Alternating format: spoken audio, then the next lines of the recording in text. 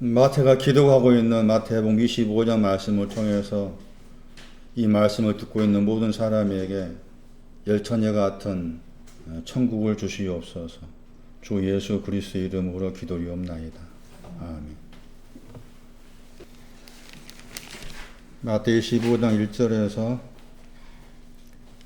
4절 번역된 성경 읽겠습니다. 그때 천국은 마치 횃불을 들고 신랑을 맞으러 나간 열 처녀와 같다 하리니 그 중에 다섯은 미련하고 다섯은 슬기 있는지라. 미련한 자들은 횃불을 가지되 기름을 가지지 아니하고 슬기 있는 자들은 그릇에 기름을 담아 횃불과 함께 가져갔더니. 등을 그 횃불로 번역이 안 되겠죠. 다른 데에서 나와 있는 등불하고 횃불은 다르다. 등불이 나와 있는 성경 구절 보세요. 횃불과 등불의 차이. 요한복음 5장 35절에 등불. 이 등불은 두 가지를 가지고 있는 거예요. 요한복음 5장 35절에 켜다 하는 그 내용하고 비치다 하는 두 가지를 담고 있는 게 등불이고, 횃불은 켜다만 가지고 있는 거예요. 차이가 있어요. 횃불은 켜다만 가지고 있고, 등불은 켜다와 비치다를 둘 다 가지고 있고, 그리고 비치다는 여러분 듣고 있는 말씀처럼 서쪽까지 비치다 할 때 그 단어죠. 그런 차이를 모르면 이해하기 어려워요. 일단 이 구절을 통해서 등불과 횃불의 차이가 이런 뜻이구나 아셔야 돼요. 마태 5장 15절 등불을 켜다 그랬죠. 켜다만 나와 있지 비치다가 없어요. 거기는 마태 5장 15절에 이 경우에 등불은 이제 횃불이 되는 거죠. 누가 15장 8절 등불을 나오죠. 등불을 켜다 할 때는 전혀 다른 단어 썼어요. 지금 누가 15장 8절에 등불을 켜다 할 때 켜다 하는 그 번역은 같지만 요한복음 5장 35절에 쓴 켜다와 다른 단어 쓴 거예요. 여기서 등불을 켜다는 요한복음 5장 35절로 말하면 비치다 관계되죠. 비치다. 왜냐하면 거기에 헤어스까지가 나와 있으니까. 마태 6장 보세요. 22절 몸에 등불이란 말 나오죠. 그러니까 그 몸이란 말 나와요. 몸이라고 그럴 때 제일 낮은 신앙이 등불입니다. 여기서 몸하고 등불을 같은 위치로 두은 거예요. 그 몸 그러면은 몸이라는 단어가 우리가 알고 몸이 아니에요. 몸의 신앙이 있는데 등불이라는 거예요. 여기서는 등불. 그것을 눈으로 말했죠. 눈이 또 단수예요. 단수. 6장 25절 몸 보세요. 몸에 또 의복이 있죠. 그런데 그 몸은 의복보다 더 중하다 이렇게 되죠. 6장 25절에 마태 몸이라고 했습니다. 그러니까 등불도 몸에 속하고 몸의 지체인 거라. 몸의 지체에 등불이 있고 몸의 지체에 의복이 있는데 등불하고 의복을 가지고 있어도 그것은 몸 전체를 구성하지 못해요. 그래서 보다 더한 거 있어야 돼요. 이 몸이란 단어가 구원입니다. 동사가. 몸을 우리가 소마라는 저 단어가 우리가 알고 있는 개념의 몸뚱아리가 아니란 거죠. 구원에 대한 거예요. 구원에 대한 거. 6장 33절 보세요. 마태 6장 33절. 지난주 설명드린 것보다 더 깊게 봅니다. 먼저라는 단어는 헤오스와 관계된 거였죠. 하나님의 왕국하고 하나님 의에 대해서 더 지난주보다 더 깊게 살펴봅니다. 이 말씀의 배경이 어디서부터 시작했는가 하면은 6장 25절부터 시작됐어요. 6장 25절부터 목숨이 영혼이에요. 영혼을 위해서 염려하지 말라. 영혼에 대해서, 그 몸에 대해서 염려하지 말라고 6장 25절 시작된 거예요. 그게 계속 이어져 가지고 6장 34절 보세요. 염려하지 말라고 그랬죠. 그러니까 그 염려하지 말라 하는 그 사이에 지금 6장 33절에 하나님의 왕국, 여기 지금 스테판 번역은 하나님 왕국이라고 그랬고, 알란트 번역은 작은 글씨로 가로로 묶어놨죠. 그런데 지금 우리 번역은 하나님이 아니고 그라 나와 있죠. 우리 번역은. 그러니까 지금 하나님이라는 그 단어가 없을 수도 있다는 거죠. 하나님 단어가 없다면은 그는 누가 됩니까? 6장 33절에 하나님이라는 단어가 아닌 그냥 그로 번역될 수가 있다. 그의. 이해돼요? 한민아. 무슨 말을 하고 있는지 이해되나 지금? 안 되나? 되나? 6장 33절 말씀에 우리 번역은 그 번역했잖아. 찾았어요? 그런데 원어 성경에 하나님은 나와 있잖아. 스테판도 스테판 투 스테브 하나님 나와 있죠. 밑에 있는 작은 그 번역이 알란트 번역이었잖아. 알란트 번역 가로로 묶어놨잖아. 가로로 묶어놨다 그 말은 어떤 경우에는 알란트 번역의 사본인데 그 사본에도 하나님이라는 단어가 들어있는가 하면은 아닌 경우가 있다 그 말이죠. 투 세우라는 하나님 의를 투 아우투 그로 이렇게 나온 경우가 있다 그 말이지. 그런데 만약에 우리 번역은 지금 하나님을 선택하지 않았죠. 잘 이해돼요? 우리 번역은 지금 하나님의 나라, 하나님의 의로 해가지고 하나님이라는 단어를 선택하지 않았잖아. 그랬지. 그의 나라와 그의 의라고 그랬잖아. 여기서 그러면 그는 아버지가 되는 거야, 앞에 아버지가 되고. 자, 그러면 이 말씀, 6장 33절 이 말씀이 하나님 왕국이라고 이제 한다 손쳐더라도 하나님 왕국, 하나님의 의, 혹은 이제 아버지의 왕국, 아버지의 의라 할 수가 있으니까. 그랬을 때 이 말씀이 지금 염려하지 말라는 그 말씀 안에 들어있는 거잖아. 거기 되셔요? 6장 25절부터 염려하지 말라고 지금 두 가지를 말한 거예요. 영혼에 대해서, 그 몸에 대해서. 이 말씀도 이해하기 어려워. 영혼에 대해서 말씀하신 비유를 6장 26절 뭘로 가지고 왔어요? 공중의 새를 가지고 왔어. 공중의 새가 좀 영혼에 대해서 염려하지 말라는 비유를 공중의 새로 말하고 있고, 몸에 대해서 염려하지 말라고 하는 것은 뭐를 가져갔어요?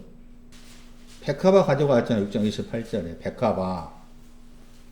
몸에 대해서 염려하지 말라는 그 예를 백합화를 통해서 말하고 있고, 영혼을 통해서 염려하지 말라는 것은 뭘 가지고 말했다고요? 공중의 새를 가지고서 영혼에 대해서 염려하지 말라고 말한 거라. 지금 영혼과 몸이 나왔어요. 영혼에 대해서 염려하지 말라 얘를 공중의 새를 통해서 설명하고 있고, 몸에 대해서 염려하지 말라는 것은 무엇을 통해서? 백합화를 통해서 이렇게 설명을 하신 거예요. 그런데 지금 영혼과 몸이 나왔잖아요. 6장 25절에 영혼과 몸이 나왔어요. 그런데 영혼과 몸이라고 했을 때 영혼에 대한 것, 몸에 대한 것이 신앙의 내용을 말하고 있는 거죠. 신앙의 내용과 연관된다. 그러면은 그 영혼에 대한 것다가 몸에 대해서 말했을 때 영혼에 대한 것은 공중의 새를 예로 들었고, 그 다음에 몸에 대한 것은 백합화로 예를 들었는데, 이 영혼하고 몸을 설명할 때 설명한 내용 가운데에서 6장 26절 말씀에 6장 25절 말씀에 목숨은 영혼은 음식보다 더 중요하다 한 거죠. 영혼이 음식보다 더 중요하기 때문에 영혼이 무엇을 먹을까 마실까에 대해 염려하지 말아라 그 말이고, 몸이 백합화라는 옷보다 더 중요하기 때문에 몸에 대해서 염려하지 말라 한 거예요. 그런데 거기 말씀에 이제 음식에 대해서 말씀하시는 단어가 음식보다 더 중요한 것이 몸이다, 영혼이다 했을 때 음식에 대해서 말씀하신 단어가 6장 26절에 기드시다요. 기드시다가 음식의 단어의 동사예요. 그러면은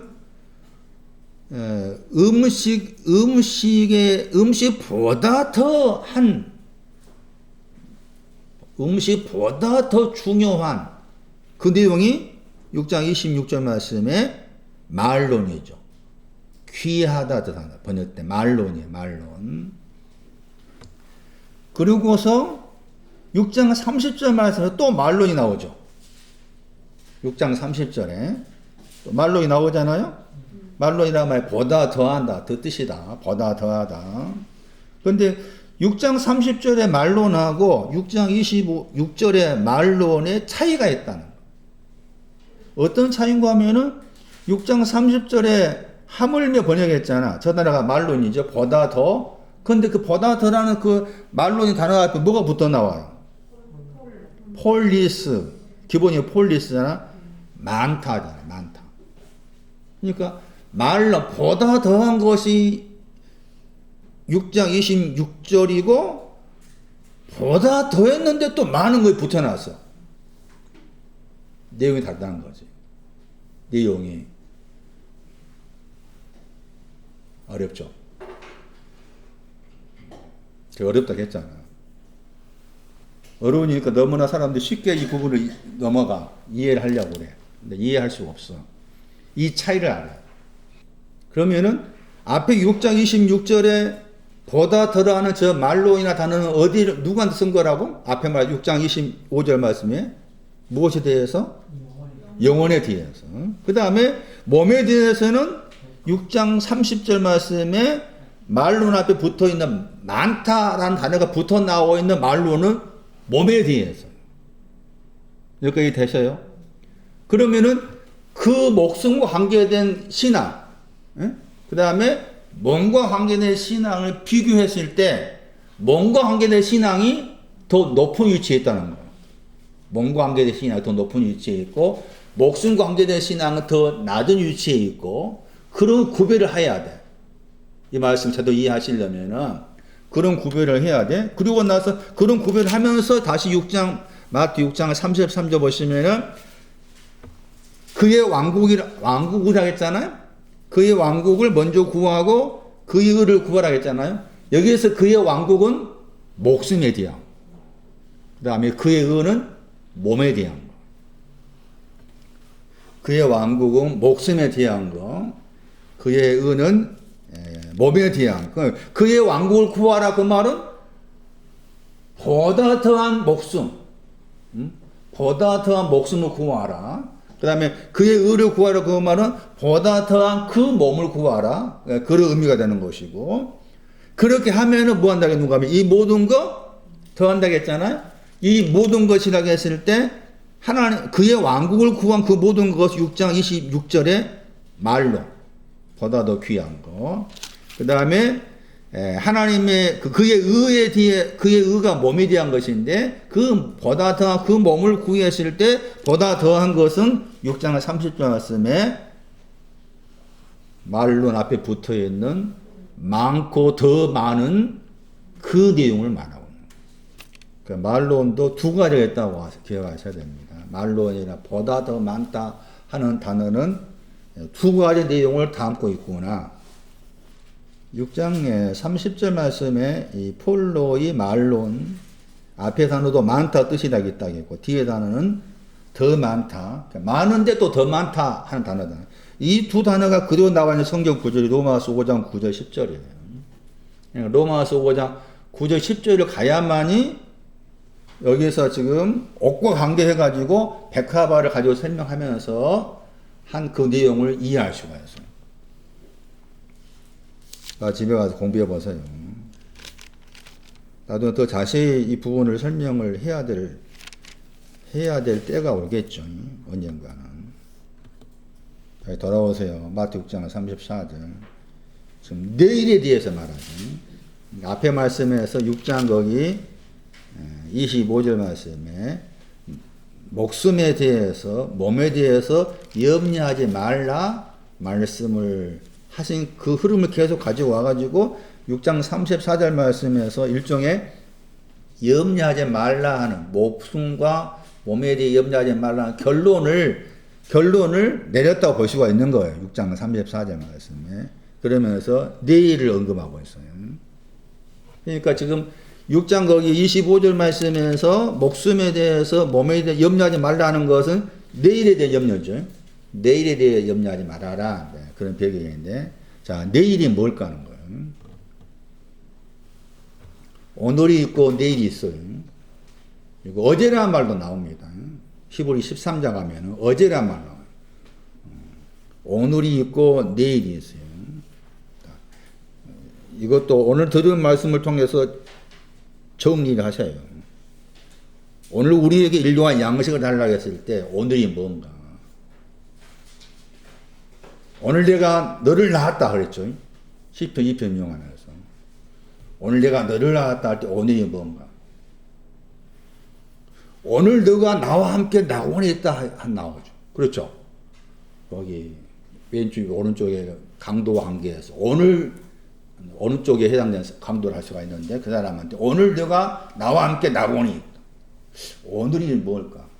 오늘 내일 그리고 또 제3일이 나오잖아요. 헤오스입니다. 오늘의 신앙은 서쪽에서 비추는 신앙이에요. 야고보 4장 보세요. 야고보 4장 거기 13절에 오늘 내일이란 말 나오죠.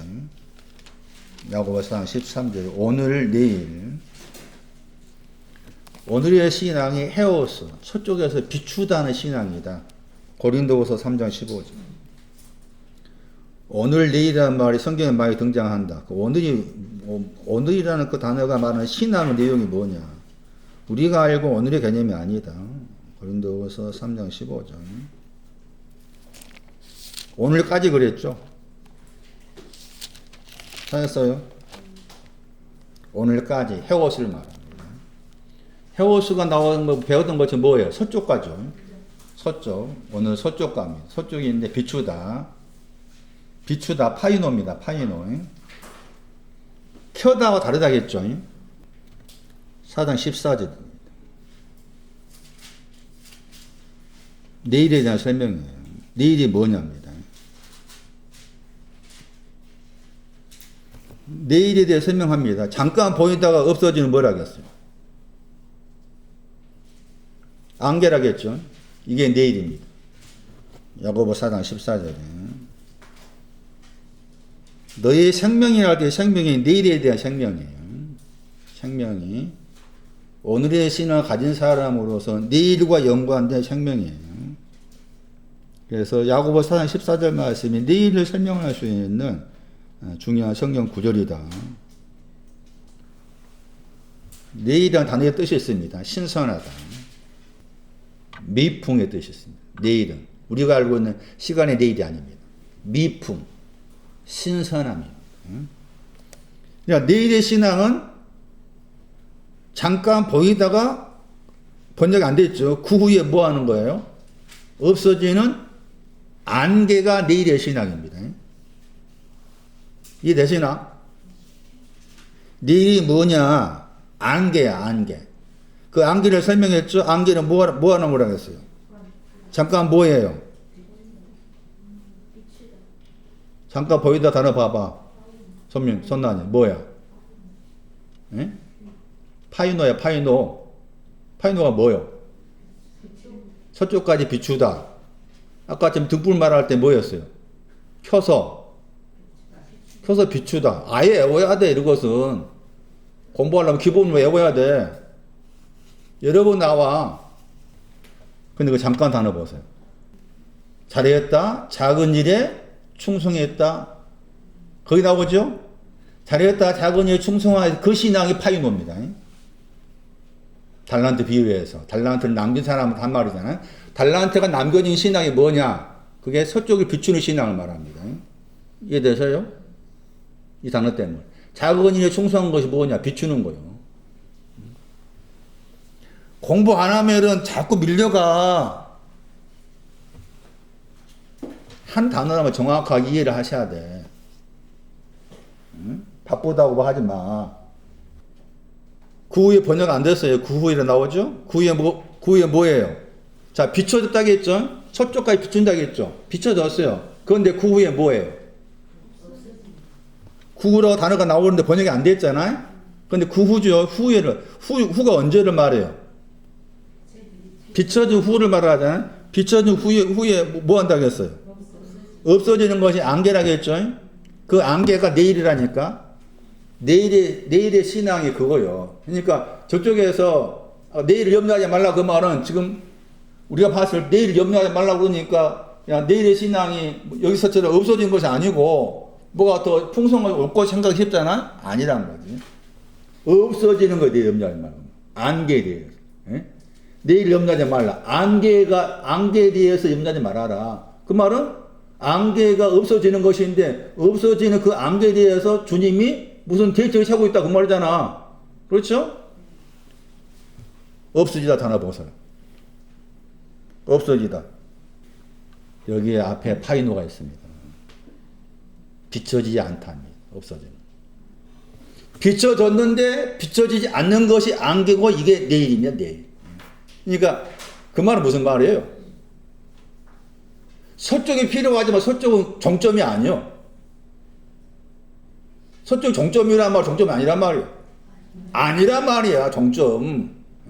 서쪽은 그냥 뭐 이제 남쪽 북쪽 들었던 것처럼 남쪽을 향해서 가기 위해서 북쪽을 향해 가기 위한 하나의 과정인 것이지 거기에 그냥 있으면 안 된다는 거지. 비춰지고 그냥 없어져. 비춰지지 않아. 그게 안개야 안개. 내일은 그런 거라 내일은. 예? 이게 신앙 의미를 말한 것이지 문자의 말씀이 아닌 거예요. 그러니까 내일의 신앙 그거예요. 내일은 비춰진 것이 비춰지지 않는 거예요. 그러니까 비춰졌을 때는 기쁘고 고맙고 감사하지만은 비춰지지 않을 때도 와야 돼. 그래야만이 앞으로 더 나갈 거 아니에요. 그런데 하겠어 그렇게? 누가 그래 하겠어 누가? 비춰진 걸 감사하고 만족하지. 거기 말뚝박고 다 했다 하지. 에? 다시 돌아보세요. 횃불에 대한 보충 설명이에요. 자, 횃불은 25장 8절 말씀에 꺼져간다겠죠. 횃불은 꺼져가는 거였어요. 한 가지 질문을 던져볼게요.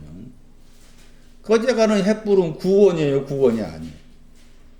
횃불이 켜다 했을 때, 횃불이 켜지다 했을 때, 횃불이 켜지는 것이 구원이겠어요? 구원이 아니겠어요? 구원 받았다고 했을 때. 횃불이 켜지는 것을 구원 받았다고 말할 수 있겠어요? 횃불이 켜지는 것은 구원 받을 수 없다. 그렇게 말하겠어요. 구원입니다. 그러니까 구원에 대한 것도 정리를 하셔야 돼요. 구원이라는 거 딱 한 가지 것이 구원이 아니에요. 저쪽에 사람들 한 번 구원받아 영원한 구원 그 말 틀렸어. 성경 그렇게 말하고 있지 않아. 횃불도 구원이야. 구원인데 꺼져 안 꺼져? 횃불이 구원이요. 이사야 62장 1절. 예루살렘이란 말은 없는데 문맥상 번역한 사람이 예루살렘을 집어넣어서 말한 거예요. 그냥 단어가 구원이죠. 구원이 뭐 한다고 했어요? 이사야 62장 1절에. 구원이 뭐 같다고 했어요? 횃불이라고 했죠? 번역 안에 단어가 나오죠. 이 출판사에서 번역했죠. 뭐라고 번역했어요? 오른손 가지고 계신 분 뭐라고 번역했어요? 타다 번역했잖아요? 타다 번역했죠. 동사가 있는 동사를 번역해야 되는데 번역 안 했잖아. 이 횃불이라는 이 히브리어의 헬라어가 지금 마태 25장에 있던 단어예요. 그리고 횃불 그러면 횃불이라는 단어가 나오면 제일 먼저 가야 될 거죠. 어느 성경 구절이에요? 제장님 어느 성경 구절 가야 돼? 창세기 15장 17절 가야 돼. 제일 먼저. 창세기 15장 17절 가야 거기서 횃불이 서쪽이다. 해가 기울어진 가운데에서 햇불이 나왔어. 그러니까 햇불 그러면은 창세기 15장 10절 가야 되고, 그 다음에 어디 가야 되는가 하면은 계시록 8장 10절 가야 돼. 거기 햇불이 켜지다는 단어가 나오니 카이오가 나오잖아요. 여기 이 타다 하는 히브리의 이 단어의 헬라어가 카이오야, 카이오. 응? 다시 보세요. 계시록 8장 10절 보세요. 계시록 8장 10절, 이사야 62장 1절에 저 두 히브리 단어를 그대로 헬라어로 옮긴 단어예요. 계시록 8장 10절 보세요. 햇불까지 타다겠죠? 계시록 8장 10절에 햇불까지 타다. 타는 그 큰 별도 떨어진다겠죠. 하늘에 떨어져. 있을 수 없어. 그게 종착지가 아니니까.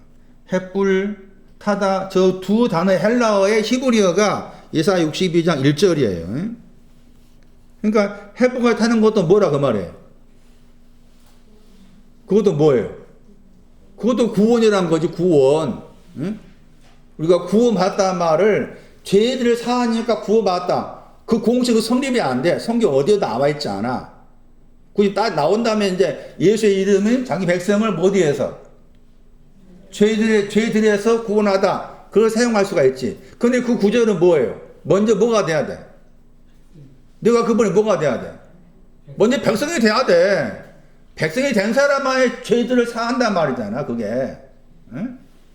그건 여기 말씀에도 햇불이 켜지는 것도 구원이라고 말하는 거야. 그러니까 구원이나 개념을 그냥 어느 한 가지 내용으로 구원받았다 할 수 없다는 거지. 그러면 보세요.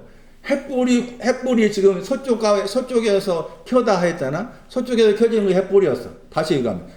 서쪽을 비췄어. 그것도 뭐라고 말해? 그것도 구원이야. 따지면은.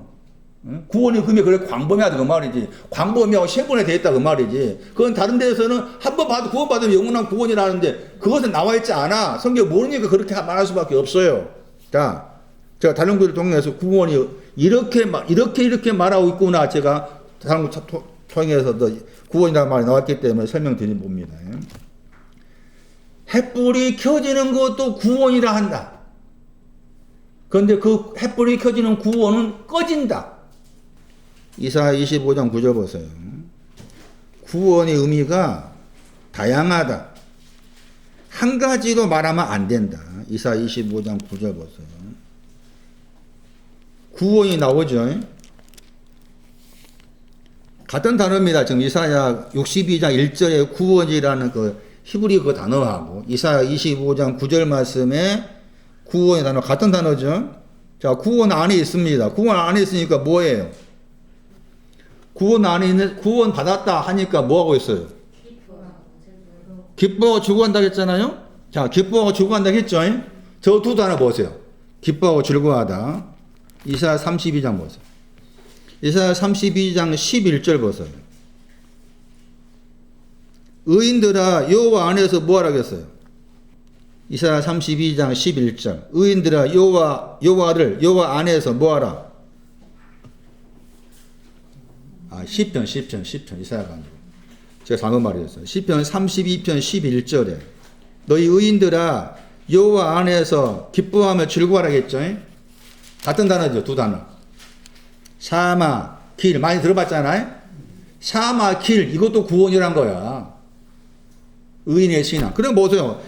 시편 32편 11절 말씀에 의인들아 샤마 기뻐하다 번역했지만 바꿔 번역하겠죠.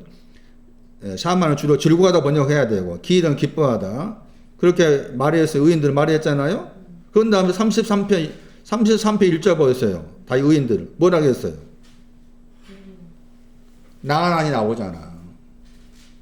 이런 신앙도 구원이라고 그런다는 거지. 그러니까 구원 받았다 의미를 한 가지로 딱 잡아서 내가 구원 받았다 할 수 없는 거다. 분명히 햇불이 켜지는 내 마음에 햇불이 켜지는 신앙이 왔을 때도 그것도 분명히 구원이다. 그러나 그건 구원의 종착지가 아니라는 거지. 예? 텔로스 끝이 와야 돼. 구원의 끝이 있다는 거예요. 구원의 끝. 과정이다. 그래서 구원에 대한 것도 그렇게 말하고 있고 다른 구절 보세요. 시편 35편 9절 보세요. 거기도 비슷한 편이 나오죠. 시편 35편 9절. 내 영혼이 여호와를 즐거워한다겠죠. 그 다음에 구원은 뭐 한다겠어요? 기뻐한다겠죠. 수시라는 썼죠. 샤마라는 단어가 아닌 수시. 저 수시라는 단어는 이사야 35년 1절에 나와요. 이것도 구원, 이것도 구원. 시편 13편 5절 보세요. 구원의 의미를 한 가지로 단정하면 안 된다. 여러 가지 구원이다. 시편 13편 여기 원어성경 6절 내 마음은 주의 구원을 뭐한다 그랬어요? 기뻐한다. 길. 다 이런 신의 구원이에요 지금. 이 시편 5절 시편 20편 5절 여기 6절 이 성경 6절 너의 승리가 구원이에요. 구원 안에서 뭐 한다고 했어요? 개가 부른다고 했잖아요.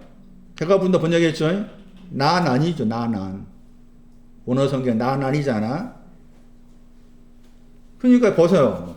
우리가 듣고 있는 말씀 가운데 뭐 즐거워한 수다, 길, 뭐 샤마, 수시, 나난 다 이런 내용을 가리켜서 구원이라고 그러는 거예요. 그러니까 구원을 딱 한 가지로 그렇게 말하면 곤란하다. 구원도 여러 가지 내용의 구원의 지체들이 있다. 그 전부가 아니다. 계속 내 안에 그것이 이제 이루어지면서 앞으로 더 전진해 나가야 될 그런 부분이다. 그래서 횃불과 관계해서 횃불을 구원이라고 묘사하고 있는 이사야 62장 1절 말씀도 중요하다. 그런데 그 횃불은 꺼져간다. 마태 25장 8절에 횃불은 꺼진다. 구원이라는 횃불은 꺼져간다. 아주 신랑을 만나러 간다. 만난다는 내용이에요. 설명이에요. 영어로는 meet 했잖아요. 우리 미팅이라는 단어죠. 미팅. 만나다. 신랑을 만나다. 마태 25장 1절. 거기에서 만나다 단어가 이제 스테판 번역의 만나다 단어하고 알란트 번역의 만나다 단어가 다른 단어 썼어요. 스테판 번역에서 만나다는 다시 25장 거기 7절에 나오죠. 26절에. 마태 25장 6절 말씀에.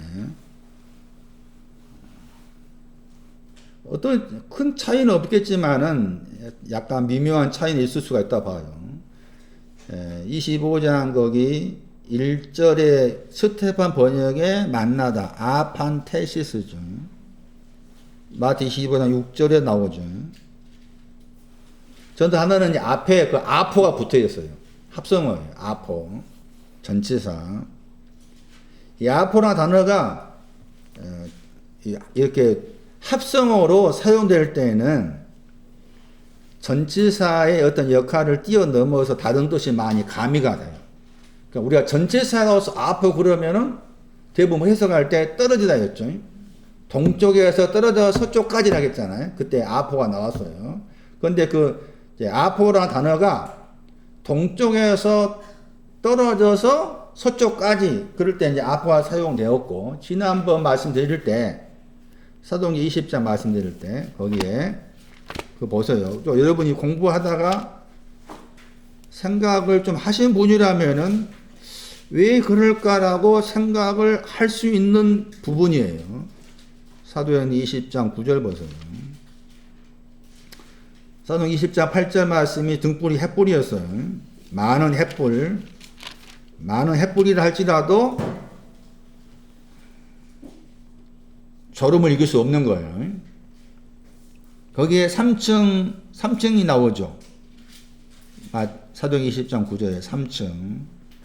졸음이 나오잖아요. 그게 다 아포가 붙어 나오죠. 찾았어요? 3층에도 아포가 붙어 나오고 졸음도 아포가 붙어 있잖아요. 그래서 우리가 아포 배운들 하면 아포는 동쪽으로부터 서쪽까지 할 때 이제 그렇게 많이 사용됐어요. 그런데 여기에서 아포는 동쪽이 아니에요. 그래서 이 아포가 붙어 나와 있는 다른 구절들을 참고하셔야 돼. 그러니까 앞으로 이제 또 아포가 붙어 하나님께로부터라든지 하늘로부터 할 때 아포가 붙어 나온 경우가 있는데 그럴 때 이 아포라 단어가 동쪽만 생각했는데 아니다. 동서남북 다 사용됩니다.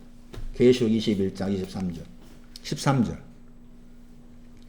계시록 21장 13절 말씀이 아포라는 저 단어가 동서남북할 때 다 사용되어서 나옵니다. 그러니까 하나님이나 다른 단어와 관계의 아포가 나올 때 이 아포가 동쪽에서 아포인지 서쪽인지 남쪽인지 그렇게 생각하셔야 되는 거예요.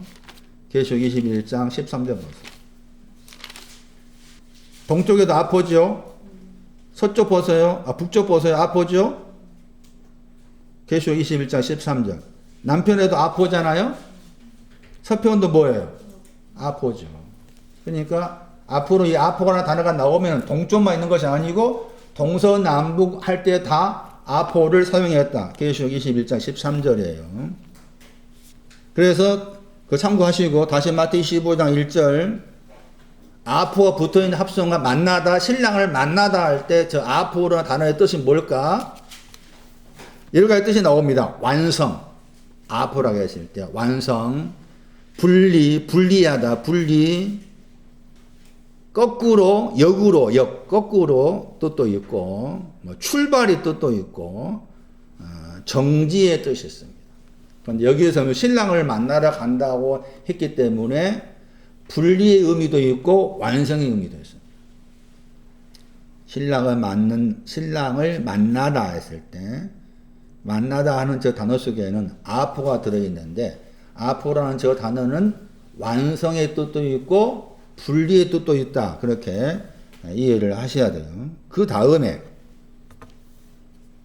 아포는 단어 굉장히 중요해요. 신랑을 만난다.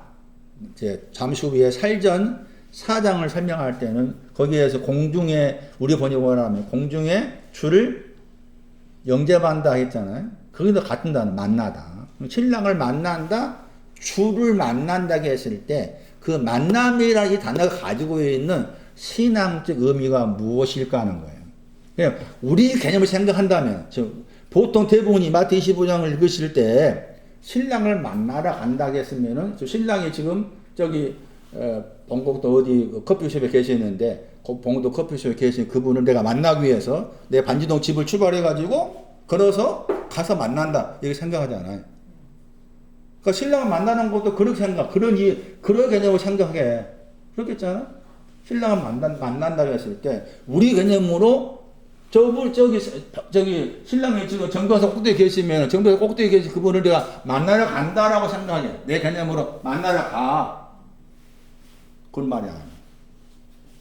여기에 안티라는 단어가 들어있어요. 신랑을 만나는 것은 안티와 관계된 내용을 담고 있어요. 안티. 그래서 여기 만난다 저 단어는 합성어입니다. 아포라 더하기 안티라는 단어의 합성어가 신랑을 만난다고 했을 때 만남의 의미예요.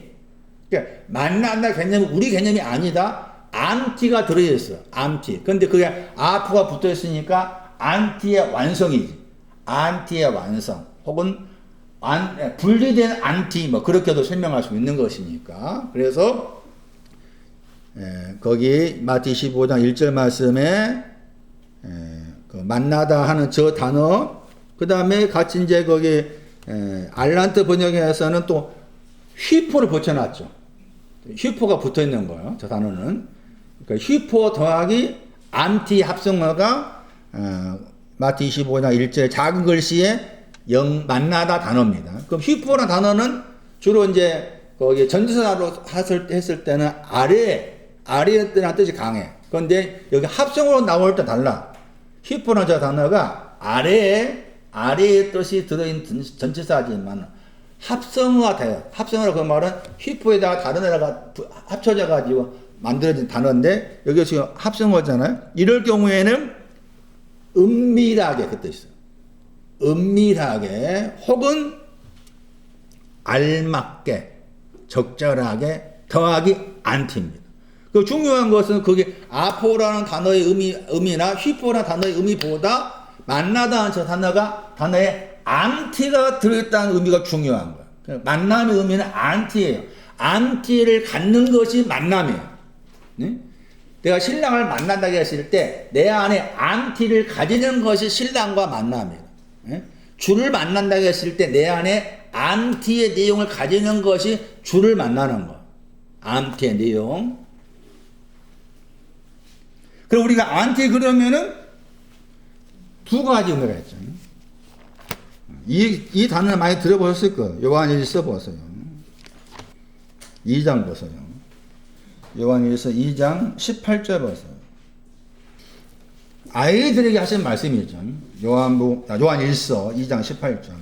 아이들에게 하신 말씀이에요. 아이들에게. 이 아이들이라는 단어는 이 아이들의 단어를 통해서 주님이 말씀하고자 하는 의미가 들어있는데 이 아이들과 관계된 신앙 사건이 마태 18장 3절에서 5절입니다. 그러니까 마태 18장 3절에서 5절을 살펴야만이 이 아이들과 관계된 마지막 때가 뭔지를 알 수가 있는 거예요. 마지막 때라고 했잖아요. 자, 보세요. 마지막 때 그러니까 이게 마지막 때 그러니까 또 예수님의 재림을 생각하는 거나 예수님의 재림이 마지막 때다. 전혀 그런 말 아니에요. 누구한테 그랬다고? 아이들에게 있어서 마지막 때 할 때가 시간이야. 정확히 번역은 마지막의 시간이 있다 그 말이죠.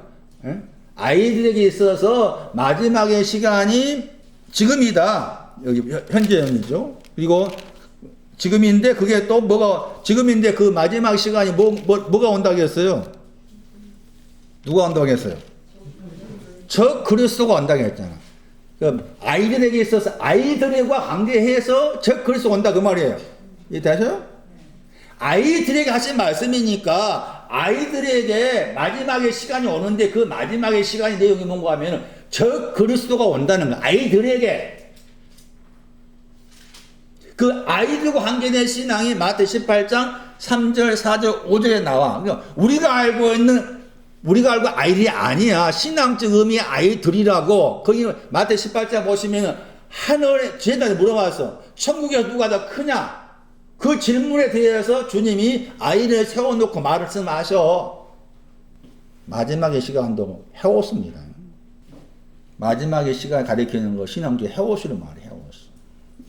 자, 여기에 이제 요한일서 2장 18절 말씀 무슨 그리스도? 저기에 단어가 안티입니다. 안티. 반대한다는 말이죠.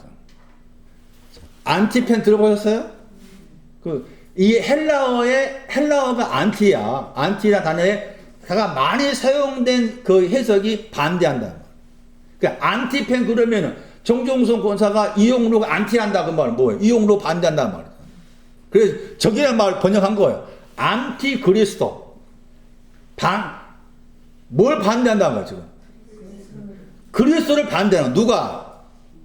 아이들과 관계된 신앙의 마지막 시간이 왔을 때는 그리스도를 반대하는 사람이 있을 수 있다는 거지. 예? 그리스도를 반대해.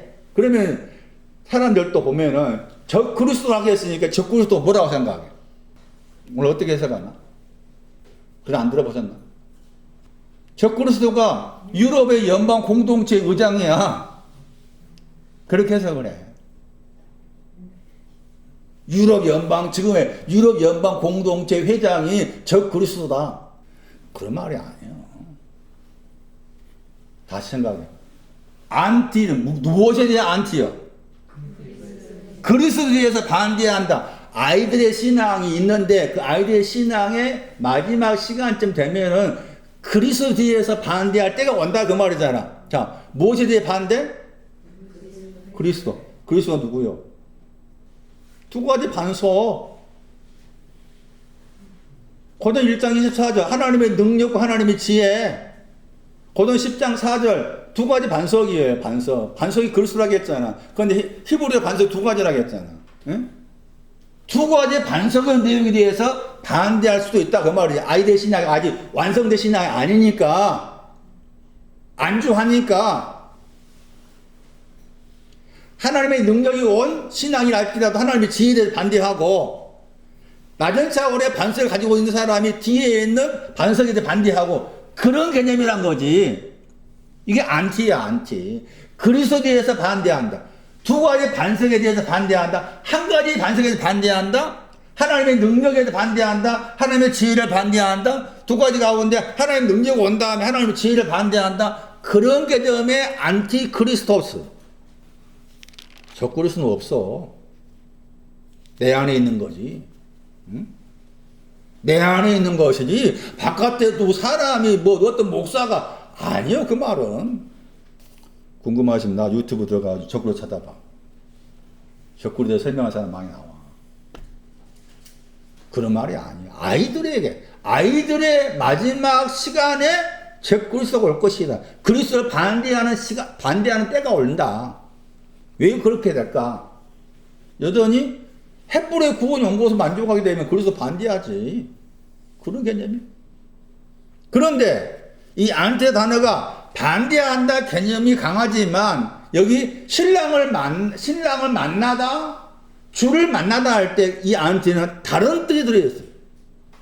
그 안티라는 그 헬라어 단어에는 반대한다 의미가 강하게 사용되지만 다른 뜻으로는 무엇임에도 불구하고 혹은 위하여 이렇게 번역된 단어예요.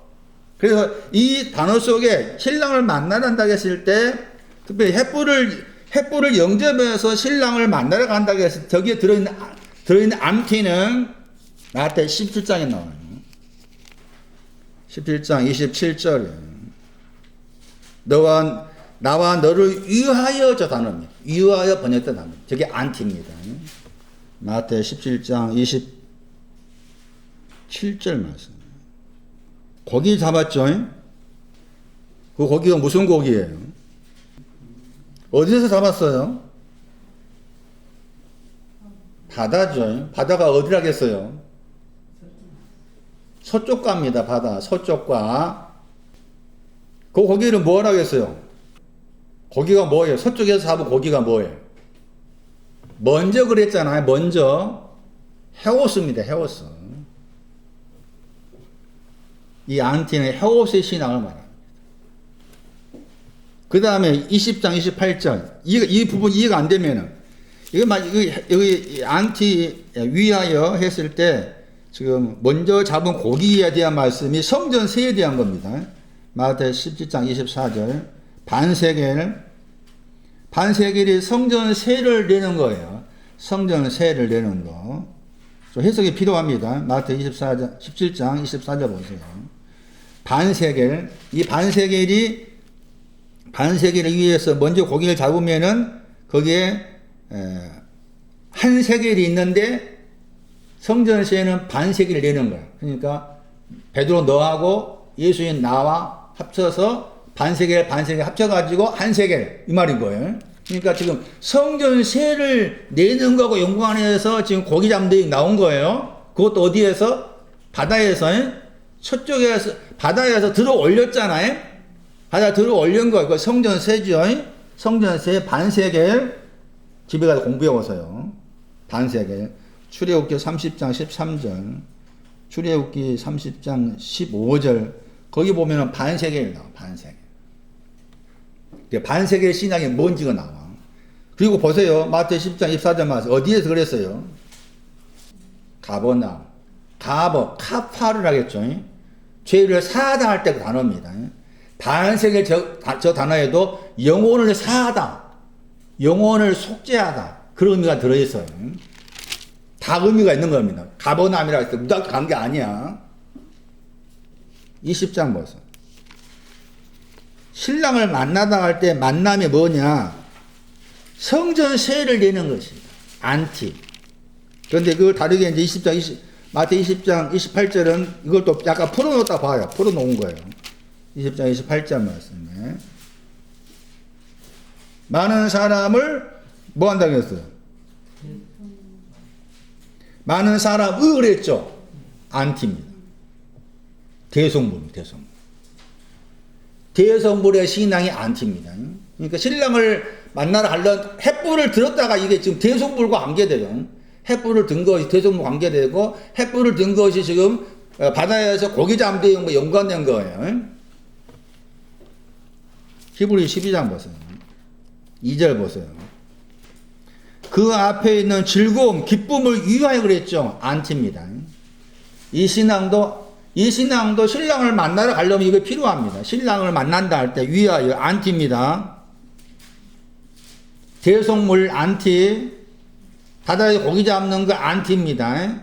반대 개념이 아니에요. 좀 위한다. 기쁨을 위해서. 그런데 신랑을 만나러 가려면은 대성부를 위한 것은 출발이고, 햇불 든 거 출발이고, 그 끝이 뭔가 하면 요한복음 1장입니다.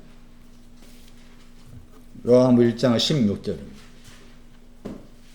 요한복음 1장 16절 이 구절이 신랑을 만난다 할 때 만남의 결정, 만남의 종착지입니다. 만남의 종착지. 대성불은 대속물, 기쁨, 이것은 요한복음 1장 16절을 향해 가는 과정에 있는 것이고, 이 요한복음 1장 16절 이 구절이 신랑을 만난다 할 때 만남의 내용입니다. 뭐예요? 은혜 위에 은혜입니다. 안티. 은혜가 있는데 은혜 위에 은혜입니다. 이 신앙이 은혜 위에 은혜, 이 신앙이 신랑을 만나는 내용이에요. 신랑을 만난다 할 때 만나면 저 단어 속에 이 안티가 들어있어. 반대가 아니라 은혜 위에 은혜. 왜 이 말을 썼을까? 은혜 위에 은혜를 우리가 받았다고 했어. 우리가 받았어. 우리에 속한 사람. 요한복음에서 기록한 저자를 포함해서 우리에 속한 사람이 은혜 위에 은혜를 받았어.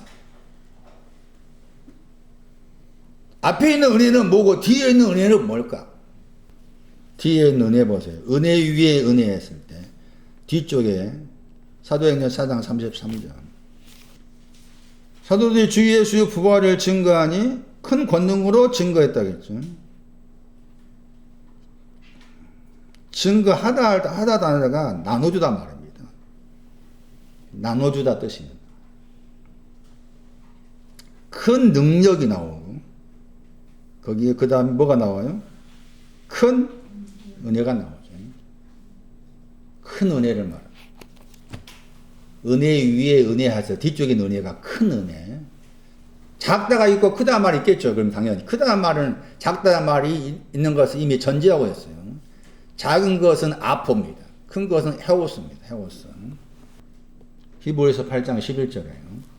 히브리서 8장 11절 말씀 참고하면 크다 작다 했을 때 작은 것과 크다가 아포와 헤오스가 붙어 나옵니다. 큰 은혜는 서쪽에 비춰진 신앙입니다. 서쪽에 비춰진 신앙. 오늘에 해당됩니다. 오늘. 은혜 위에 은혜할 때 앞에 있는 은혜는 야고보 4장 6절입니다. 야고보 4장 6절. 큰 은혜보다 더 큰 은혜입니다. 은혜가 두 가지를 생각하셔야 돼요. 큰 은혜가 있고 무슨 은혜가 있다고? 더 큰 은혜가 있어요. 이 더 큰 은혜가 하나님과 하나 됩니다. 더 큰 은혜 누구한테 주는가 하면은 겸손한 자에게 줍니다. 겸손한 자에게 줍니다. 겸손한 자에게 어떤 사람이 겸손할까요? 누가 겸손한 자겠어요? 겸손한 자에게 은혜 주신다 할 때 그 은혜도 앞에 말하는 더 큰 은혜입니다. 더 큰 은혜를 준다고 했어요. 그런데 겸손한 자에게 준다. 교만한 자는 물리치고 겸손한 자에게 겸손한 자에게 그냥 은혜 준다고 했다. 그게 은혜. 그런데 은혜 준다고 했는데 그 은혜가 앞에서 이미 더 크다 말 썼기 때문에 더 큰 은혜 준다 말. 겸손한 사람이 누구냐 그 말. 뭐가 겸손이에요? 무엇이 겸손일까? 저 사람, 저 권사님 참으로 겸손해. 우리가 알고 있는 겸손 뭐예요? 성경이 말하는 겸손과 우리가 알고 있는 겸손 달라요. 겸손한 분이 누구요? 예수님이지. 나는 마음이 온유하고 뭐 한다고 했어? 겸손하다고 했잖아. 빌립보 2장 8절 말씀에 겸손한 예수님 뭐였어요? 죽기까지 뭐 한다고 했어요? 복종한다고 했잖아요. 그럼 여기서는 뭘까요? 큰 은혜 받았지만 뭐예요? 나는 더 큰 은혜가 필요합니다. 낮추는 거예요. 응? 큰 은혜를 알았지만 그거 전부가 아닙니다. 나는 더 큰 은혜가 필요합니다. 자신을 낮추는 것이 겸손이야 이게. 교만한 사람은 뭐예요? 큰 은혜로 만족한 사람이 교만한 사람이야 그게. 응? 그러니까 우리가 생각하고 있는 겸손은 성경에 말하는 겸손은 아니요. 그러니까 여러분 사람들 앞에 뭐 할 필요가 있어? 사람 앞에 교만해. 사람 앞에서 막 이게 우리가 알고 있기에 낮아짐 하면 안 돼. 사람 앞에서 뭐 교만하게 해야 교만하게 행동해야 돼. 응? 네가 뭐대 나를 이렇게 모아냐면서. 성경에 말하는 교만은 큰 은혜 받은 것으로 만족한 사람이 교만이고, 겸손, 낮추어지다 번역할 수 있으니 낮추어짐은 큰 은혜로 전부가 큰 은혜 받았지만 뭔가 부족합니다. 더 큰 은혜가 필요해요. 그것이 겸손이야. 그게 주님이 하신 거예요. 은혜 위에 은혜가 그거라. 응? 더 큰 은혜를 가지는 것이 신랑을 만나는 만남이야. 햇불은 첫 출발이고, 신랑을 만나기 첫 출발, 치약은 햇불이고, 그 다음에 만남은 은혜 위에 은혜. 살전 보세요, 이제, 살전 4장. 줄 영접하다 같은 단어죠. 마태 25장 6절에, 혹은 마태 25장 1절에, 신랑을 만나러 나오라 할 때 그 단어, 그게 지금 살전 4장에 17절에 나옵니다. 이 단어가 이제 딱 3번 나옵니다. 3번, 아판테시스라는 단어, 만나다, 마태 25장 6절하고, 혹은 마태 25장 1절도 포함할 수 있겠고, 사도행전 28장 15절, 사도행전 28장 15절 말씀에도 이게 주를 영접하다 할 때 그 단어가 나옵니다. 그러니까 지금 마태 25장에서 횃불을 들고 신랑을 맞으러 갔다. 밤중에 소리가 들리기를 밖으로 나와서 신랑을 맞아라 했을 때 만나다 하는 그 내용이 살전 4장과 연관된다. 살전 4장에서는 신랑이란 말이 아닌 무슨 단어 썼어요? 신랑이란 말이 아닌 무슨 단어 썼어요? 주라고 썼어요. 살전 4장 17절 말씀에 주를 만나는 거예요. 신랑을 만나다는 마태 25장이고, 살전 4장은 신랑이란 말 대신에 주를 만난다. 주를 만나는 것이다. 근데 만난다 단어 똑같죠? 뭐가 있어야 돼? 은혜 위에 은혜. 은혜 위에 은혜가 주를 만나는 것이고, 은혜 위에 은혜가 신랑을 만나는 것이에요. 그런데 이제 누차 제가 드렸지만, 이 살전 4장 17절 전후의 말씀은 해석하기도 쉽지 않은 부분이 분명합니다. 그래서 많은 사람들이 이 내용에 대해서 오해를 하고 있는 부분이 참 많습니다. 그런데 그 많은 내용 가운데 지금 살전 4장 17절 말씀이 말하고자 하는 의미는 뭐냐? 18절 보세요. 그러므로 그랬죠. 뭐 하기 위해서요? 위로하라고 한 게요. 위로하기 위해서 쓰신 말씀이에요. 위로하기 위해서. 이 말씀들 안에서죠. 이 말씀들 안에서 너희들이 서로 위로해라. 그리고 4장 13절부터 시작되죠. 짧게는 4장 13절부터 시작됩니다. 4장 13절. 자는 자들에 대해서 말합니다. 자는 자들에 대해서 슬퍼하지 않게 한다. 자는 자들에 대해서 말하죠. 자는 자들이 나옵니다. 자는 자들. 4장 13절 나오고, 4장 14절 말씀에도 자는 자가 나오죠. 4장 15절 말씀에도 자는 자가 나오죠. 이 말씀을 이해하시려면 자는 것이 뭔가를 이해하셔야 돼요. 자는 것이 뭔가를 먼저 해야만이 이 말씀이 살전 거기 4장 17절 말씀에서 주를 영접한다 하는 그 이제 배경을 이해하기가 쉽겠죠. 자는 자가 대해서 제가 다 소개할 수 없고 여러분 나름대로 공부를 좀 여러분 스스로 하셔야 됩니다. 그래서 여러분 스스로 공부해서 씨름하면서 얻어져야만 이게 속에 남아있지, 제 설교만 듣고서 그냥 다 됐다 식으로 하면 안 돼. 그럼 남은 것이 없어. 그러니까 저는 단지 이게 가이드.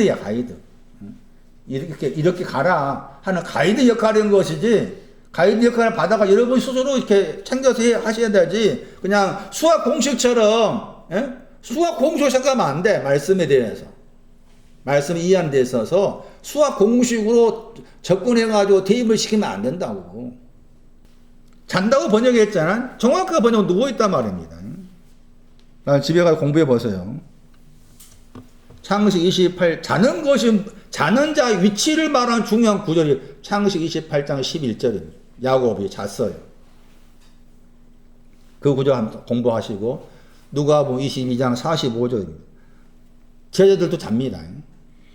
자다 단어가 누워있다. 이 단어가 만약 사용된 사람이면 누십니다. 눕기서 말씀이 나오죠. 보아스 곁에서 누워있다. 눕기에서 3장 4절. 눕기에서 3장 4절에 3번 나옵니다. 70인 번역으로. 눕기에서 4장 7절, 8절. 그 다음에 다른 이란 말 나오죠.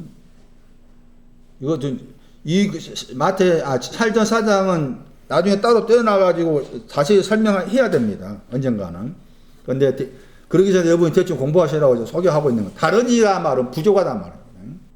횃불을 들고 나중에 온 열처녀입니다. 마태 25장 11절 나옵니다.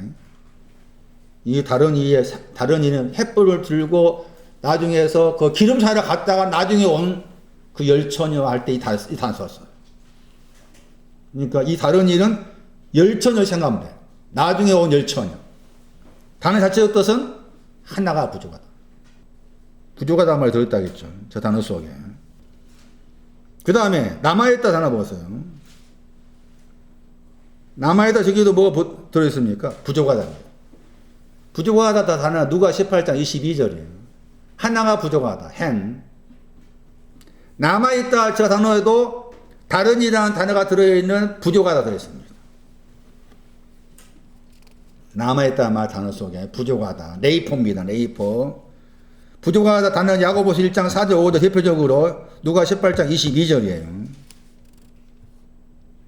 강림하심 안으로 들어갔는데 부족합니다. 주의 강림하심 안으로 들어갔는데 부족합니다.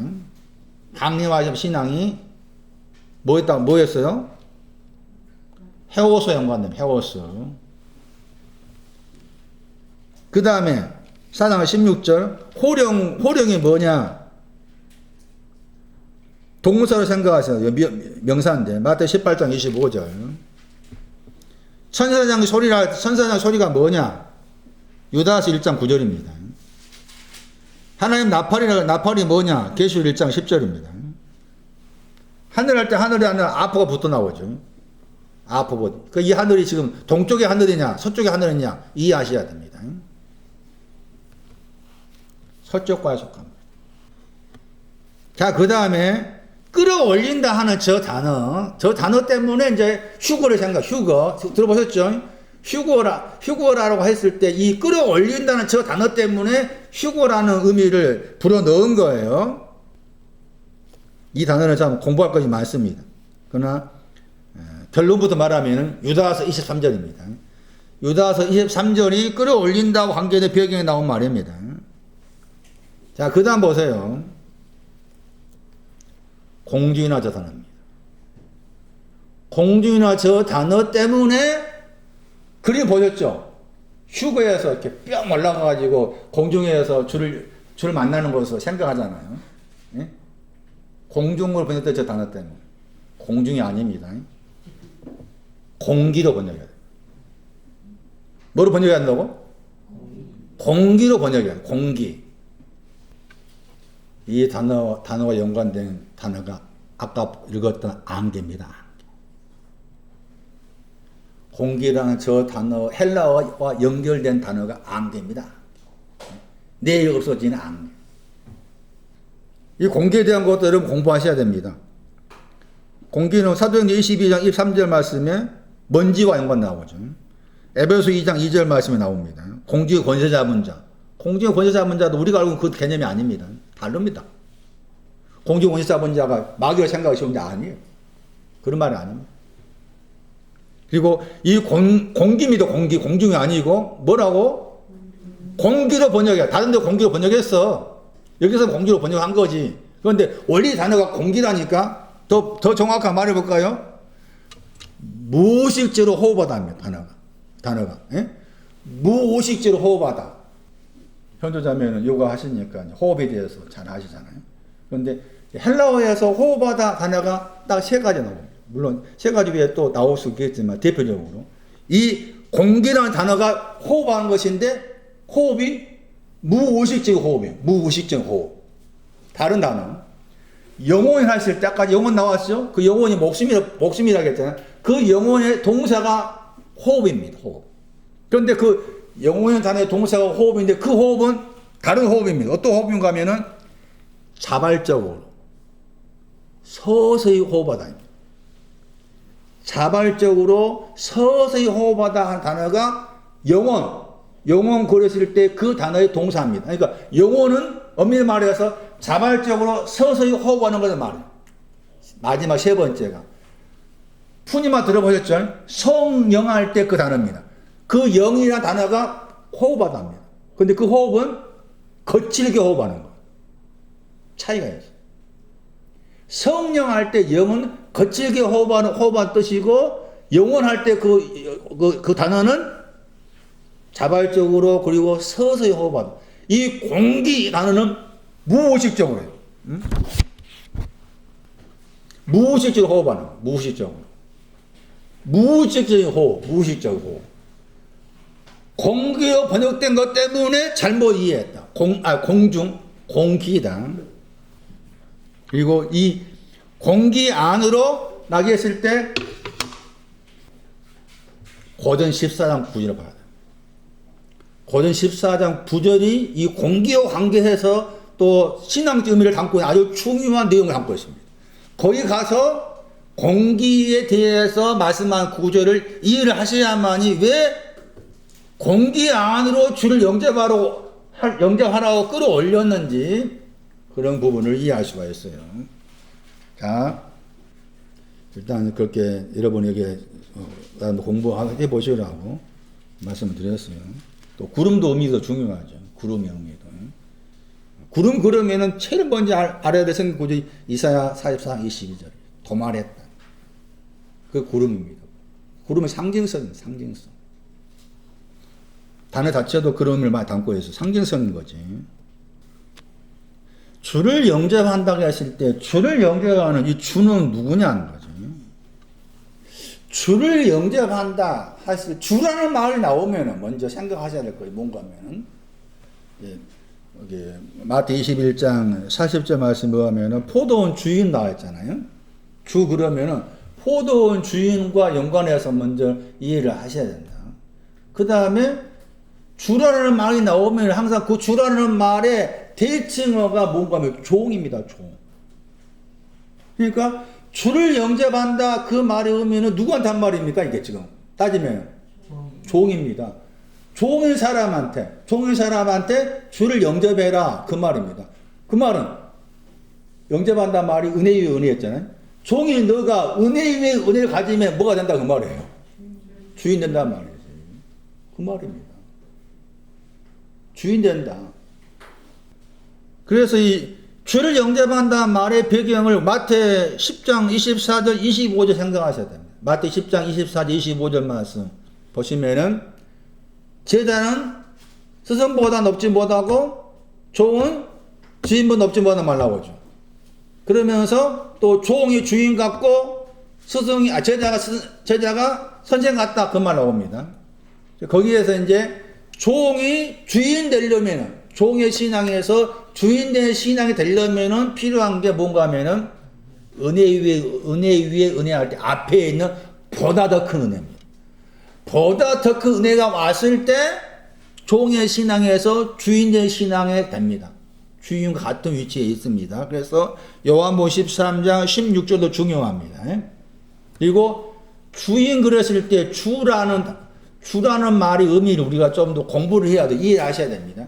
주님이시여 주여 포도원의 주인이시여 또 다른 구절은 하늘과 땅의 주인이시여 그러면서 주라는 말을 썼을 때 나는 종입니다. 아직 내 신앙이 주인된 당신과 같지 않습니다. 그 의미가 들어있잖아요. 그런데 그럴 때 이제 이 주라는 단어가 말씀하는 의미를 좀 알아야 돼.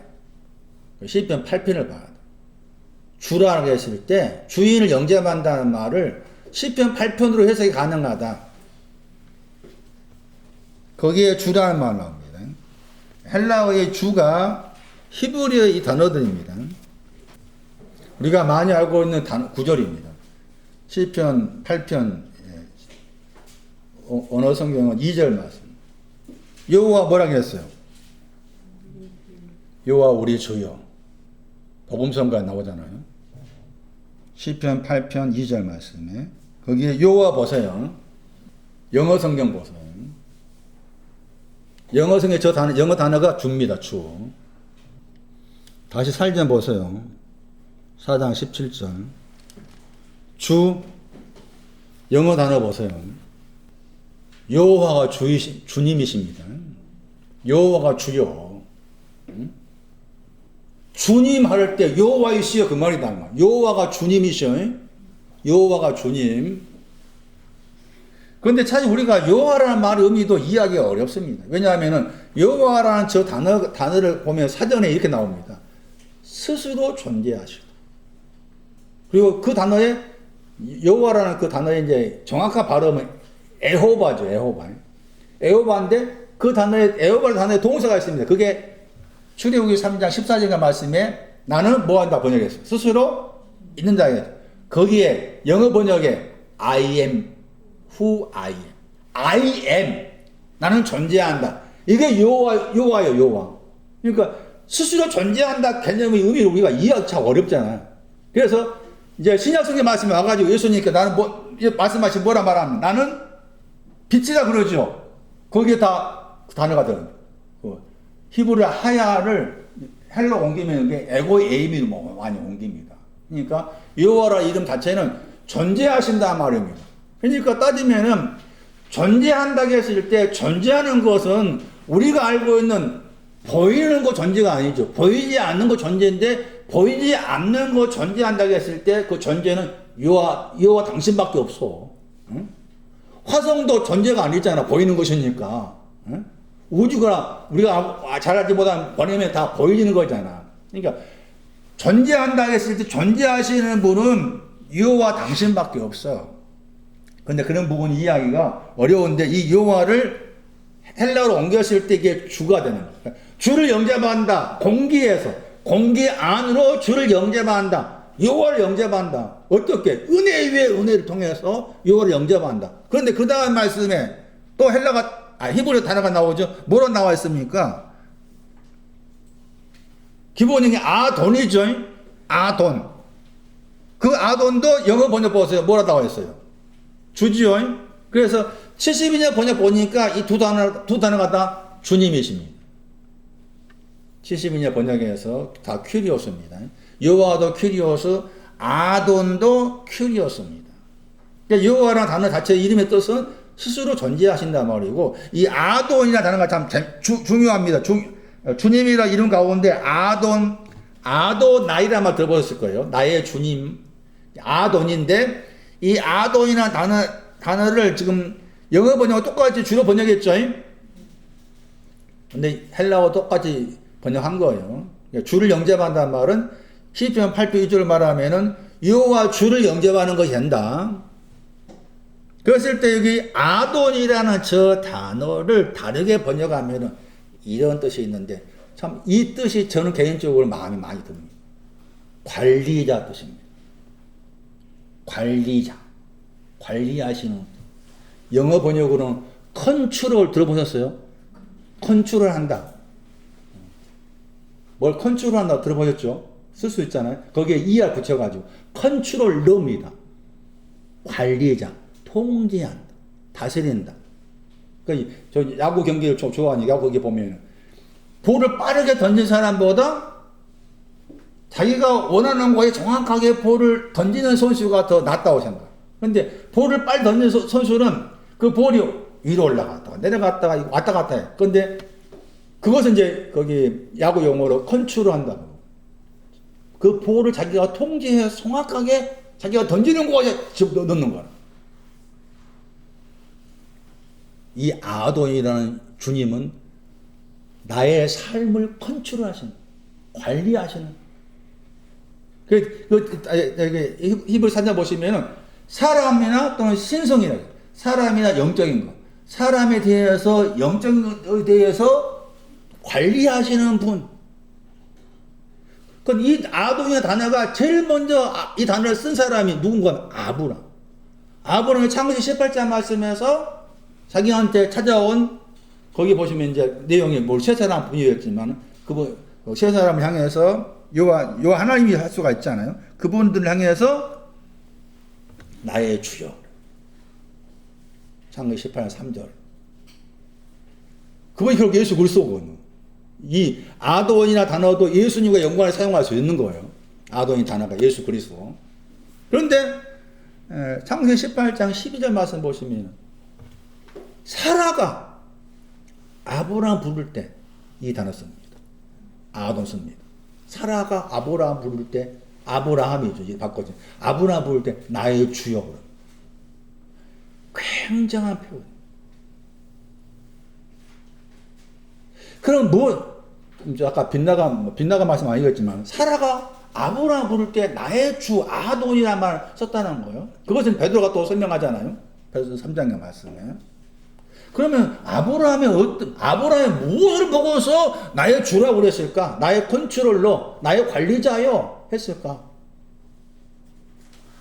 그냥 그것도 생각했을 때 남편이고 그러니까 많은 거기 행동이나 이런 면에서 잘못된 거 많이 있을 거 아니에요. 그걸 보고 있다면 나의 주라 할 수 없지. 결국 신앙에 대한 거지 그랬잖아요.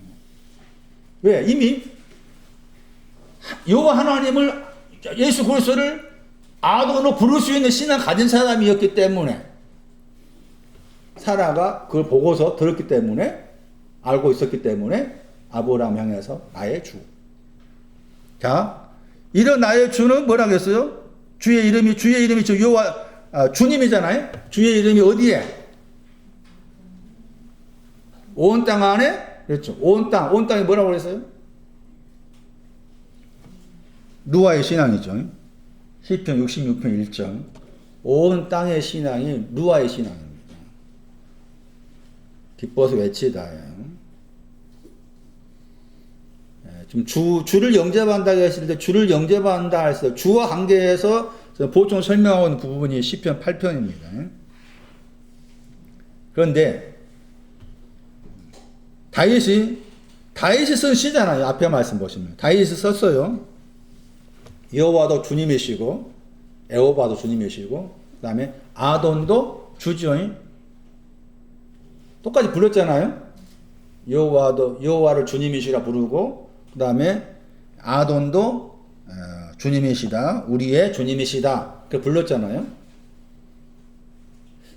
그럼 어떻게, 제 말씀에서 깊이 생각하셔야 할 부분이, 어떻게 다윗은 예수님이 자기의 주님이심을 알았을까? 무엇을 통해서 알았기에 그가 우리의 주님 여호와여 이렇게 말했을까? 온 땅에 또 아름답다 했을까? 무엇에 맞춘 노래라고 했어요? 맞추다가 위입니다. 위에란 뜻입니다. 기뜻 위에 있었습니다. 그러니까 이 다윗은 기뜻이 가리키는 의미를 알고서 쓴 말입니다. 기뜻에 근거해서 주라고 할 수 있는 거예요. 기뜻을 알아야만이 주를 아는 거 따지면은, 기뜻을 모르면은 주를 알 수가 없어요. 기뜻이 뭐라고 그랬어요? 즙틀. 겟세마네 할 때 겟입니다. 마태 26장 36절인가 말씀에 겟세마네 할 때 그거 히브리어입니다. 히브리어에 헬라로 옮긴 거예요. 그때 겟이 여기서 말하는 가트, 기뜸입니다. 기쁨. 즙틀이란 말이죠. 그러면은 겟세마네 할 때 세마네는 뭔가 하면은 그게 마태 25장 말씀에 그릇에 뭘 들었다? 기름입니다. 기름. 겟세마네 할 때 세마네가 기름이에요. 기름. 그러니까 기름의 즙틀인 거. 기름 따는 틀. 이게 겟세마네다. 겟세마네. 지금 저기 기독교 절기 가면 지금 절기가 사순절이잖아요.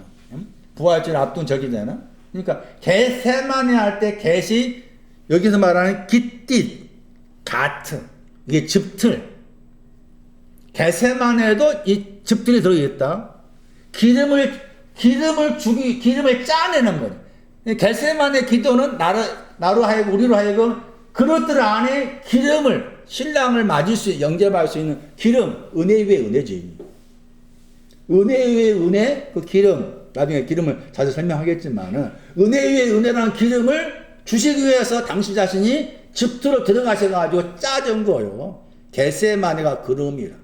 사순절 기독 절기에 사순절 권한의 의미가 그런 의미인 거지. 그런데 다윗은 그 즙틀을 안 거요. 즙틀을 위해 주님이 계신다. 80편 보세요. 81편. 이 말씀을 하게 된 배경도 이 즙틀입니다. 이 깃딧에 맞춘 노래가 다 3번 나옵니다. 지금 다윗이 쓴 시가 8편이고 그 다음 81편은 아삽이라는 사람이 쓴 시입니다. 아삽. 그 깃딧이 나오죠. 즙틀이라고 했죠. 즙틀. 그리고 2절 말씀에 즙틀 때문에 즙틀에 의해서 하나님께 뭐합니까? 높이 노래하죠. 나아난입니다. 즐거이 소리하죠. 루아입니다. 이게 즙틀에 근거한 겁니다. 겟세마네에 근거한 것이 즐거워 기뻐 외치다 나아난 루아가 야곱의 하나님 루아다. 능력된 하나님께 높이 노래하다 배경이 즙틀이기 때문에 주님께서 즙틀 겟세마네에 계시지 않았다면 이렇게 나아난과 루아의 신앙을 가질 수 없는 거예요. 그것도 참고를 할 필요가 있습니다. 따라오세요. 신랑에 대한 설명입니다. 시편 19편 6절 해를 신랑이라고 했습니다. 해의 신랑이 여러 가지입니다. 하나가 아니고 여기서는 해를 신랑이라 말하고 있죠. 해가 신랑이다. 그 방이라고 했죠. 이 그 방이 요엘서 2장 16절 말씀에 신부의 침실입니다. 신부의 침실. 해를 신랑으로 말한다. 해의 신앙은 동쪽도 해의 신앙입니다. 동쪽 그렇죠. 서쪽도 해입니다. 서쪽의 신앙도 해와 연관됩니다. 계시록 1장 16절 보시면은 거기에 해가 나오고 그의 용모가 해 같다 하면서 그 해가 그의 능력 안에서 빛이 다하는 파이노가 나옵니다. 그래서 동쪽의 신앙도 해고 서쪽의 신앙도 해입니다. 여기서 해는 더 높죠. 신랑이 해입니다. 신랑. 그런데 신랑이라고 했는데 신랑 누구냐? 84편 12절 보세요. 신랑이 누구냐? 84편 12절. 마태이 15장의 신랑이 누구냐? 84편 12절. 여호와 하나님이 뭐라고 그랬어요? 시편 84편 12절만 여호와 하나님이 뭐예요? 해요 방편하게 했잖아요. 여호와 하나님이 해입니다. 신랑이 여호와 하나님이십니다. 그 여호와 하나님을 만나러 가는 거예요. 여호와 하나님을 만나러 가는 거예요. 만나러 가기 위해서는 은혜 위에 은혜가 아니면 안 돼. 횃불은 시작이고 은혜 위에 은혜를 통해서 만나러 가는 거지. 신랑을 이렇게 말하고 있어요. 자, 다른 구절 보세요. 61편 10절 보세요. 이사야. 신랑의 사모를 쓴다겠죠. 그 신랑의 사모를 쓰다 사모란 번역한다 나옵니다. 사모. 61장 3절에 나왔어요. 사모가 61장 3절. 화관. 61장 3절에 화관이 이사야 61장 10절에 사모입니다. 그 다음에 이사야 61장 3절에 하관의 동사가 영광을 나타내다 그 단어입니다. 근데 거기 이사야 61장 10절 말씀에서 사모 화관은 구원을 말합니다. 앞에 구원을 말했죠. 구원의 옷. 그 다음에 신부가 나오죠. 신부가 자기 보물을 담당한다겠죠. 신부가 자기 보물이 뭔가 하면 구원의 옷들입니다. 옷들. 구원의 옷들이 신부가 단장해야 될 자기 보물입니다. 그 다음 보세요. 62장, 이사야 62장 5절 보세요. 신랑이 신부를 기뻐한다겠죠. 신랑이 신부를 기뻐합니다. 이 기뻐하는 신앙과 연관된 단어가 이사야 24장 8절입니다.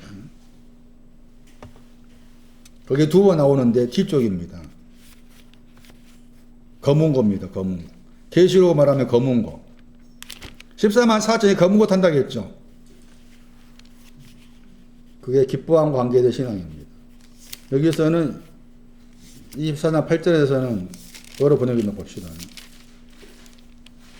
수금이 수금. 수금은 영어 번역으로 하프잖아요. 근데 이 수금을 번역할 때 계시록 14장에서 검은고, 구약 성경 말씀은 수금. 수금의 히브리의 헬라어가 계시록 14장에서는 검은고, 수금의 기쁨. 그러니까 수금의 신앙도, 검은고의 신앙도 신부의 신앙. 신랑에 대해서는 그 정도 하면 되겠습니다. 돌아보세요. 숫자 5은 무장하다 뜻이 있다겠죠. 숫자 5는 무장하다입니다. 무장하다. 여호수아 1장 14장, 여호수아 4장 12절 참고하면은 히브리의 숫자 5가 무장하다입니다. 전쟁을 위해서 준비하다, 용감하다. 그게 숫자 5의 의미예요. 자, 미련한 사람 나오죠, 이제. 미련해야 됩니다. 미련한 처녀가 먼저입니다. 그 다음 미련한 처녀를 통해서 거쳐서 슬기로운 처녀 됩니다. 미련하다 나중에 다음 주에 더 자세히 설명하겠지만은 미련하다 저 단어 연관된 성경 구절 가운데 한 구절도 기억하셔야 됩니다. 고전 1장이죠. 고전 1장 보세요. 미련한 처녀가 돼야 된다. 고전 1장 보세요. 고전 1장 27절 보세요. 미련한 것들이 미련한 자입니다. 고전 1장 27절. 그 미련한 처녀입니다. 미련하다. 미련한 사람은 어떻게 합니까? 미련하니까 뭐 합니까? 선택합니다. 미련한 사람을 선택합니다. 그러니까 반드시 미련한 처녀가 먼저 돼야 돼요. 미련한 사람을 선택합니다. 그런데 그 미련한 사람 어디에 있습니까? 미련한 사람이 어디에 있어요? 세상에 있죠. 세상이 뭡니까? 다시 보세요. 마태 25장 7절 보세요. 횃불은 뭐 합니까? 횃불은 뭐 하고 있어요? 준비하다죠. 저 단어입니다. 세상의 단어 동사입니다. 그거 기억하셔야 됩니다. 세상의 단어의 동사가 저 단어입니다. 준비하다입니다. 세상은 횃불을 준비하는 거예요. 준비하는 신앙이 세상입니다. 세상인의 헬라어는 코스모스입니다. 코스모스의 동사가 이 코스메오입니다. 코스메오. 횃불을 준비하다. 횃불을 준비하서 누구였어요? 둘 다였지만 미련한 처녀였죠. 그럼 미련한 처녀는 고전 1장 말씀에서 다시 뭐 합니까? 선택하죠. 살전 4장에서도 미련한 처녀가 나왔었죠. 남아있는 자. 그 남아있는 자가 어디로 갑니까? 공중으로 주를 영접하러 끌어올려집니다. 그래서 미련한 처녀의 신앙이 필요하다. 반드시. 이걸 거쳐서 슬기로운 처녀로 가는 것이니까. 그리고 이제 25장 그 11절 말씀을 참고했을 때 열어달라 했잖아요. 열어주라. 알지 못한다고 하다 보니까 이게 완전 이제 버림받지 않았는가 착각하기 쉬운데 아니다. 이게 다시 이제 살전을 가가지고 이 사람을 남아인 처녀라고 했잖아. 이 남아인 따가 살전에 나왔었잖아요. 단어가. 이렇게 연결되는 거예요. 그러니까 미련한 처녀라고 했을 때도 그 처녀 가지고 있는 횃불의 신앙이 중요하다. 횃불의 신앙이 중요한 것이 또 그게 전부가 아니니까 가벼이 여기면 안 되는 거죠. 구원이고 횃불 꺼진다 할지라도 보장하는 거잖아요. 보장해 주시는 분이시니까 그런 관점도 이해할 필요가 있을 거예요. 다음 주에 계속하겠습니다.